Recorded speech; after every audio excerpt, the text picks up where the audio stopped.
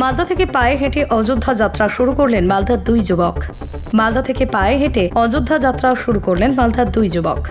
দীর্ঘ প্রতীক্ষার পর অবশেষে রাম জন্মভূমি অযোধ্যায় তৈরি হয়েছে রাম মন্দির। তাই প্রভু শ্রী রামচন্দ্রের প্রতি নিজেদের গভীর ভক্তি শ্রদ্ধা নিবেদন করতে পায়ে হেঁটে অযোধ্যা যাত্রা শুরু করলেন মালদার দুই যুবক।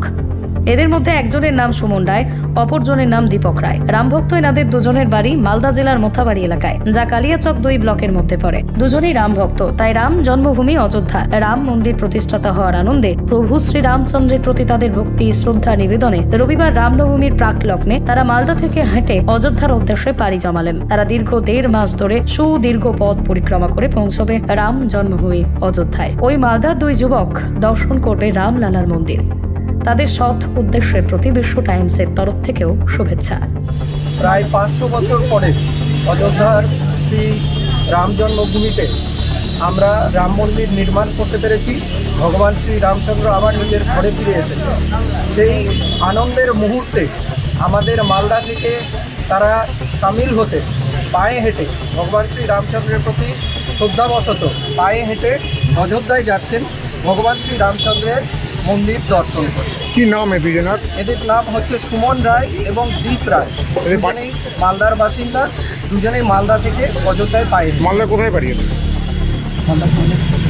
মালদার হচ্ছে মোথাবাড়িতে এনাদের দুজনে বাড়ি। কতদিন সময় লাগবে যেতে? মোটামুটি 1 থেকে 1.5 মাস পুরো সময় লাগবে। কোন রুট দিয়ে যাবে? কাঠিয়ার হয়ে ইউপি ঢুকবে, সেখান থেকে বিহার হয়ে তারপর সেখান থেকে সামনে তো রামনবমী। হ্যাঁ, রামনবমীতে রাস্তাতেই থাকবে। সেইখানে ওনাদের পার্শ্ববর্তী যে র্যালি করবে, যে জায়গা পড়বে, সেখানে যে রামনবমীর উদযাপন হবে সেখানে তারা অংশগ্রহণ করবে। মালদা থেকে পার্থ ঝায়ের রিপোর্ট, বিশ্ব টাইমস। ফিরবে হুঁশ, জাগবে মানুষ।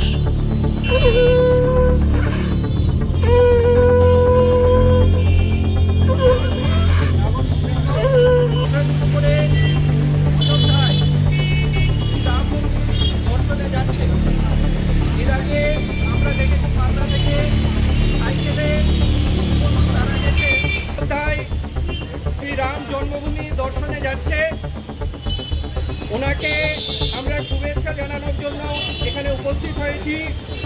সুমন রায় এবং দীপ রায় ভগবান শ্রী রামচন্দ্রের যে প্রতিকৃতি আছে সেখানে পুষ্পার্ঘ্য নিবেদন করবে।